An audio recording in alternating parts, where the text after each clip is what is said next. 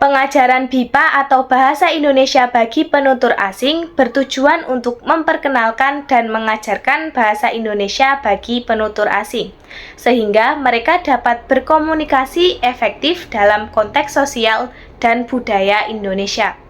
Sementara itu, pengajaran bahasa Indonesia bagi pembelajar asli Indonesia lebih berfokus pada pendalaman keterampilan berbahasa, analisis sastra, dan penggunaan bahasa dalam konteks akademik serta profesional. Pengajaran BIPA mengacu pada pengajaran bahasa Indonesia bagi orang yang bukan berasal dari Indonesia dan belum mengenal bahasa Indonesia. Bahasa Indonesia di sini sebagai bahasa asing bagi mereka. Sedangkan pengajaran bahasa Indonesia untuk pembelajar yang asli berasal dari Indonesia berarti pengajaran bahasa Indonesia tersebut untuk penutur yang telah mengetahui bahasa Indonesia.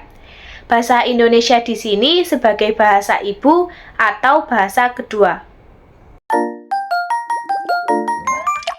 Pengajaran BIPA saat ini sudah sangat berkembang jika dilihat dari situs BIPA Daring.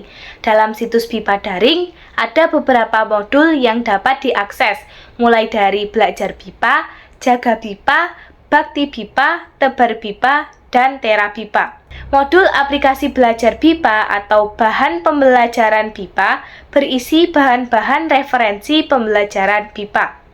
Modul aplikasi Jaga BIPA atau jaringan lembaga penyelenggara program BIPA berisi data dan lembaga penyelenggara program BIPA di informasi dalam dan luar Indonesia.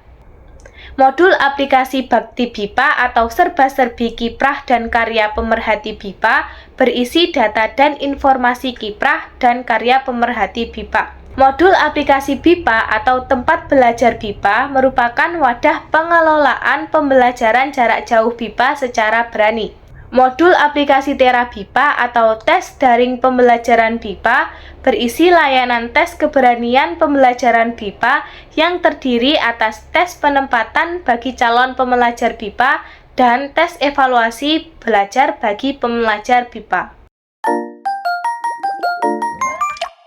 Karena dengan mengacu pada CEFR atau Standar Kompetensi Khusus, bahan ajar BIPA memiliki kerangka acuan yang jelas mengenai tingkat kemahiran bahasa.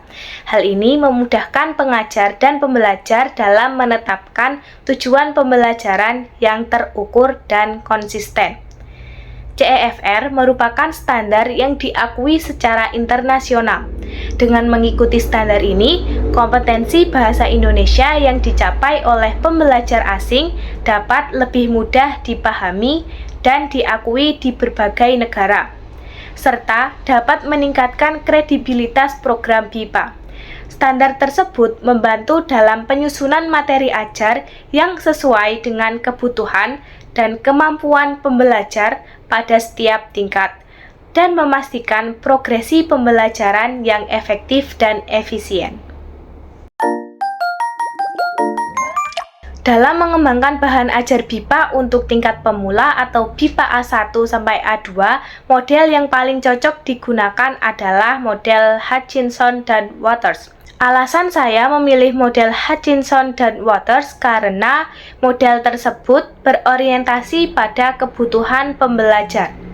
Model ini menekankan pada analisis kebutuhan yang sangat penting dalam pembelajaran BIPA. Pembelajar pemula biasanya memiliki latar belakang bahasa yang berbeda-beda dan tujuan belajar yang beragam, sehingga bahan ajar harus disesuaikan dengan kebutuhan mereka.